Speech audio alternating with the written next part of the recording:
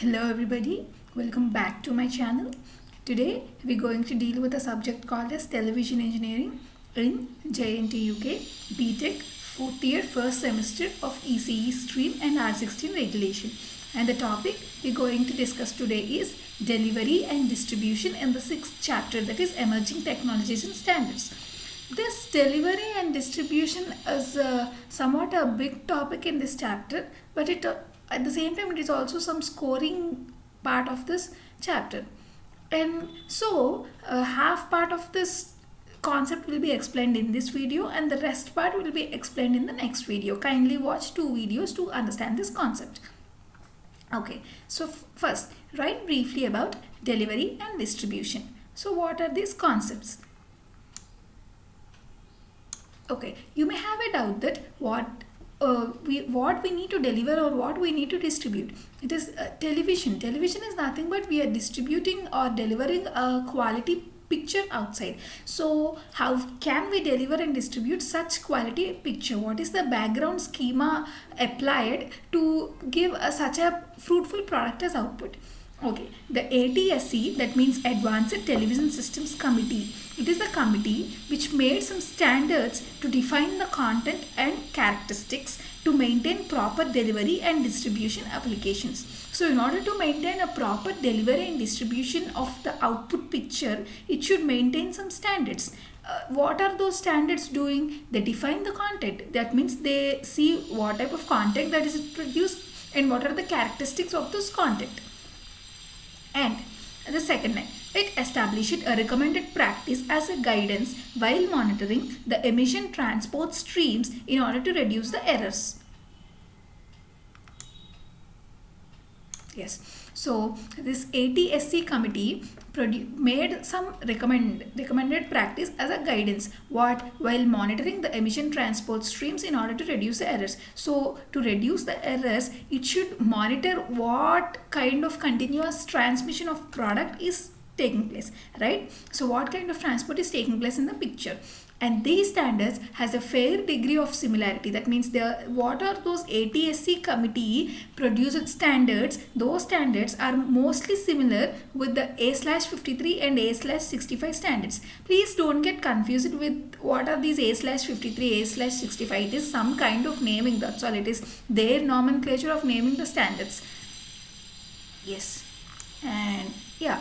So in 2006, A/78 ATSC introduced ATSC recommended practice transport stream verification. It has introduced a standard whose name is ATSC practice transport stream verification.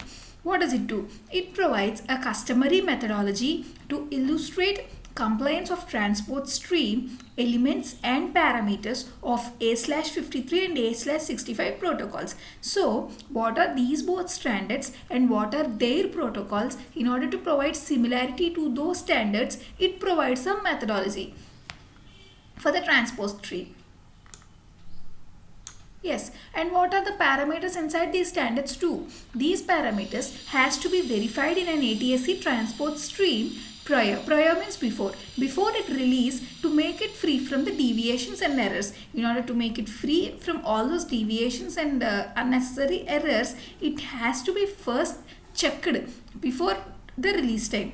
ATSC DVB. DVB stands for Digital Video Broadcasting. So these in the combination of ATSC DVB made some standards which describes the extremity of each parameter. That means to which extent, until which extent it can go, and identifies the issues in the television system by dividing the errors based on their severity levels.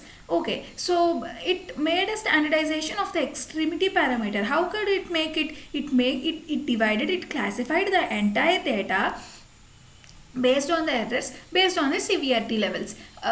To means an error which is simply solved can be segmented into one section, and an error which is a big error, it needs some time to get solved, it is categorized into another section. So depend on its severity level, low severity level, high severity level, those errors are made classified by the digital video broadcasting systems, right? and corresponding to the magnitude of the deviation among monitoring equipment implementation. And considering this magnitude of the deviation standard also, they classified the errors. Yes, successful tuning and proper emission can be enabled once the transport stream comply with the ATSC standards. Comply means rely means depend with the ATSC standards. Successful tuning, that means proper amplifying of the emitted output when related to the ATSC standards is approved by the ATSC standards. Yes, and the subtopic inside is enhanced VSP standard. About this VSP, vestigial sideband, we already learned, I think, in the second year or third year. In the amplitude topic, it is another subtopic. Vestigial sideband means we learned that it is a type of an amplitude modulation where the amplitude is modulated, and it got named vestigial sideband because one sideband is partially removed. We all learned in the second year analog communication subject, I think. So this television engineering subject also had a link with the enhanced VSP standard.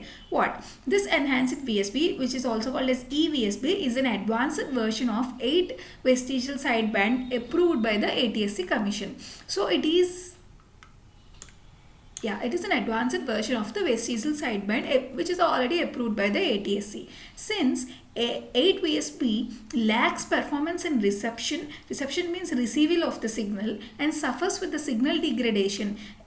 There are 2 points. One, it cannot receive the signal properly, and at the same time it suffers with the signal degradation. That means signal is gradually decreasing.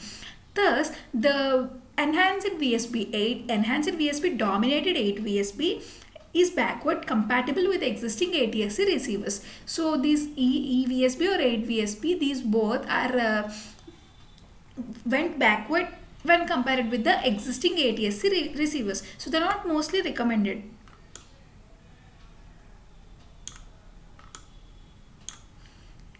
In EVSP, some additional error correction techniques are added to the convolution coder that is included in the enhanced processing stream. So in order to improve the EVSP, some additional error correction techniques are added.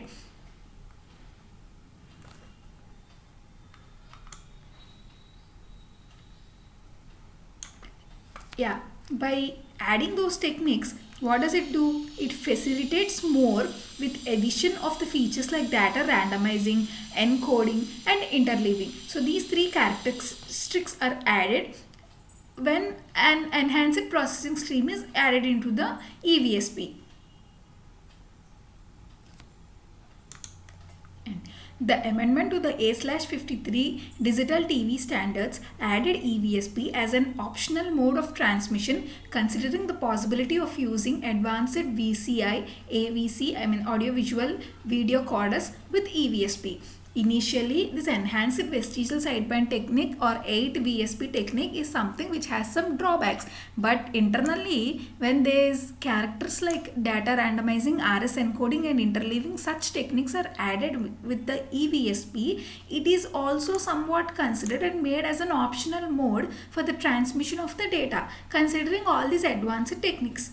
Yes, so in this video, in the delivery and in the concept of delivery, what does we discussed about what is delivery and what is Advanced Television Systems Committee, and what does they made standards and what standards define them, and okay, to which standards they are similar with, the ATSC standards, to which standard they are similar with.